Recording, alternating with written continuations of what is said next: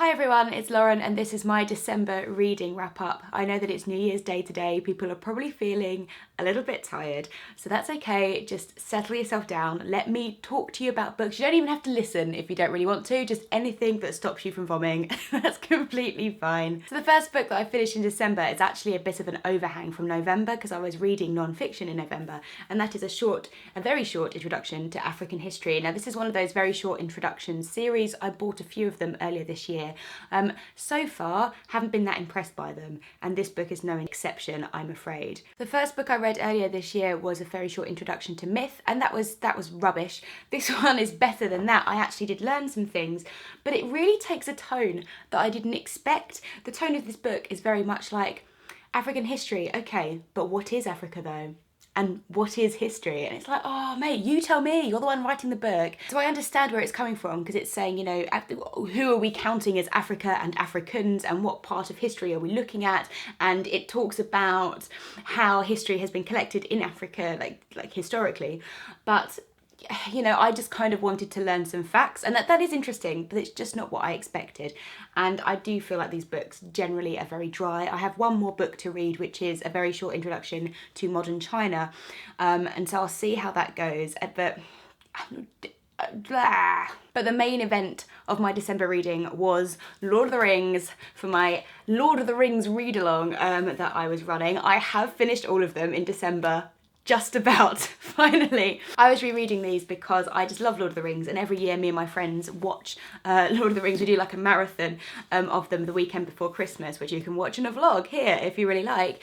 So I thought this year I would reread them and get everybody involved. So I hope anyone who read it with me, I hope you enjoyed it and it was a fun experience. I really expected to struggle with the writing in these books because I did read them before when I was about 14, and I love the story, but I remember struggling with the prose and I expected it to be hard going. It was actually a lot better than I expected. It's not that it's hard to read, it's just not very well written. It's just like someone's thoughts are just then on the page. It's not like the sentences are very nice, you're getting very much literature from them, but it's almost just like reading a script of a play or something. There's no much more explanation than that. So considering I like the story, you know, I found that fine. Tolkien's writing in general, I just found hilarious. Like it's so interesting to see how he's writing. He's got very strong opinions on things like class and race and gender and industrialization, and it just comes out so much. You can just see his politics on the page, and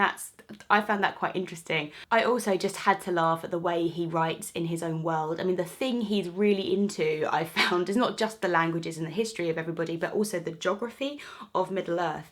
He's just so exact on, to the point that it's laughable. So the main story idea is that the ring has to get from the Shire to Mordor. You have a map in the books, you know where the Shire is and you know where Mordor is. But we constantly have characters justifying the way they're going or justifying who's doing what. So you might have Gandalf go, oh well, I mean, obviously, the quickest way would be to go south, but we can't do that because there's actually some people in the way, and then to the east there's the mountains, and I guess what we could do is get some ships and sail all the way down there, but that would just take too long. And it's just, you're reading it going, I don't care. I don't know your geography better than you, Tolkien. Like, nobody's gonna come back to you and say, well, I'm sorry, the Fellowship of the Ring went the wrong way. They should have gone this way. It would have been quicker. It's like, you've built this world. Just tell me what's happening. I don't mind. But there's also something very endearing about that, and that's what I quite like. I quite like reading it going, oh, Tolkien, you just can't write, can you? But I love this world that you've built.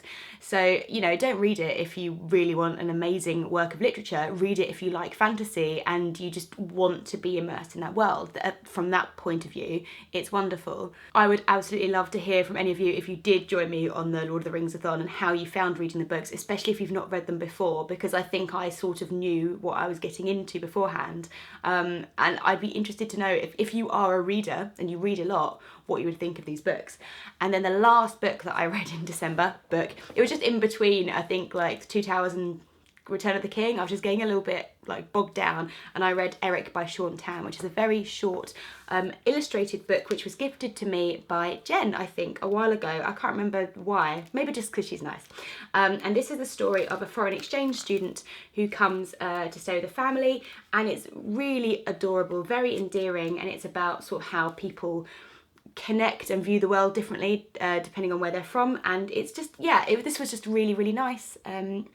Little read, very beautiful and very good at breaking up the monotony of The Lord of the Rings. So I hope you all had really good Decembers and really good Christmases. If you celebrate Christmas, I'm really looking forward to January. I've got next week off work, which I really like doing because I feel like I can sort of reset myself and just get everything ready from January onwards. You can write off the old year, and I quite like having some time by myself at home just to kind of sort everything out. So I'm going to be filming lots of videos. I've got loads of stuff planned for January and February.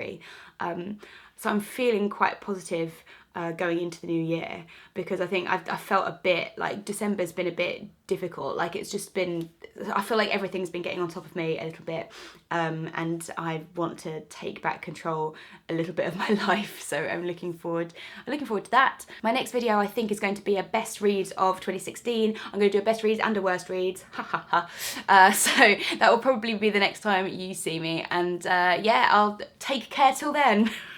Bye. Oh dear.